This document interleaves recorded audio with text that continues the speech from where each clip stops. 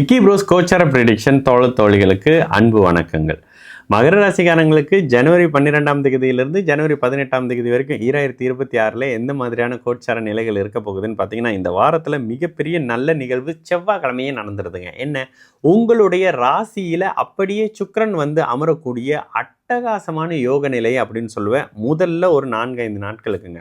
அதற்கு பிறகு செவ்வாய் வருவார். செவ்வாய் வந்தால் கோபம் வருவங்க, சண்டை வருமே, 7ஆம் இடத்தை பார்ப்பாரேன்னு சொன்னாலும் கூட அவர் மங்கள யோகத்தில் இணைவதும், கூடுதலாக உங்களுடைய 8ஆம் அதிபதி வந்து ராசியில் அமரக்கூடிய அமைப்புகளில் இது கொஞ்சம் வில்லங்கம் தான். சூரியன் வந்து ராசியில் அமர்ந்தாலே உங்களுக்கு ஹீட்டு சம்மந்தப்படுற மாதிரியான நோய் அமைப்புகளை கொடுப்பாரு. ஆனாலும் 3ஆம் பாவகத்தில் குருவின் வீட்டில் இருக்கக்கூடிய உங்களுடைய ராசிநாதனுடைய தன்மைகளில் எதுவும் கையமீறி போகாத ஒரு வாரமாக இருக்குங்க.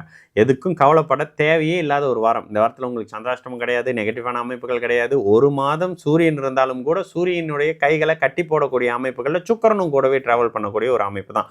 செவ்வாயும் இருந்தாலும் மங்கள யோகத்தில் இருக்கக்கூடிய அமைப்புன்னு சொல்லி லாபங்கள் கைக்கு வந்து சேரக்கூடிய ஒரு வாரம்னு சொல்லுவேன். லாபாதிபதியில் செவ்வாய் உங்களுக்கு.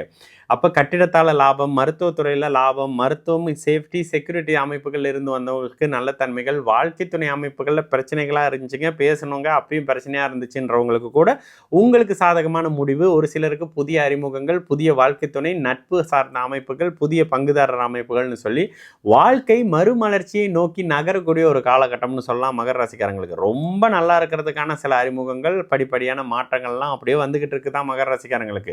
அந்த தன்மைகள் தசாபுத்தி மட்டும் 6-8 பாவத்துவ நிலையில் இருந்தால் மட்டும் டல்லுங்க. இதனை தவிர்த்த மற்ற அத்தனை விஷயமும் உங்களுக்கு மிகப்பெரிய சாதகமான நிலையில் இருக்கக்கூடிய அமைப்புகள். தொட்டதெல்லாம் சூப்பராக இருக்க போது. வண்டி வாகனத்தில் புதிய கடன் வரப்போது. நீங்களே பழைய பிரச்சனையாக இருந்து வந்த உறவுகளையும் சரி, வண்டியும் சரி, வாகனங்களையும் சரி மாற்ற போகிறீங்க. ஃபோனை முதற்கொண்டு மாற்ற போகிறேன்னு என்னென்ன சொல்கிறீங்க அப்படின்னுவீங்க. இந்த மாதிரியான தன்மைகளை அடுத்து மகர ராசிக்காரங்க அனுபவிக்க போகிறீங்க. நல்ல நிகழ்வுகள் அப்படியே இருக்க போது. இந்த வருஷ தைப்பொங்கல் உங்களுக்கு விடிஞ்சிருச்சிங்கன்னு சொல்லக்கூடிய ஒரு தைப்பொங்கலாக வாழ்க்கை அமைப்புகள்லையும், படிப்பு சார்ந்த அமைப்புகள்லையும், தொழில் வேலை சம்மந்தப்படுற அமைப்புகளில் கூட என்னோட வேலை இது தாங்க, எனக்கான தொழில் இது தாங்க, என்னுடைய படிப்பு இது தாங்க, நான் இந்த நாட்டில் வேலை செய்கிறேங்க, இல்லைங்க என்னால் அங்கே இருக்க முடியாதுங்க, திரும்பி வந்துடுறேன்னு உங்களுக்கு எது தேவையோ அது அப்படியே உங்களுக்கு கிடைக்கக்கூடிய ஒரு இனிய வாரமாக நிச்சயமாக அமையக்கூடிய ஒரு வாரமாக இருக்கும் மகர ராசிக்காரங்களுக்கு. உண்மையிலேயே 2026 நிறைய நல்ல தன்மைகளை வச்சிருக்கக்கூடிய ஒரு வருஷம்னே சொல்லிடுவேன் சகல தரப்பு மகர ராசிக்காரங்களுக்கும். அது அப்படியே படிப்படியாக கிடைக்கக்கூடிய அமைப்பு.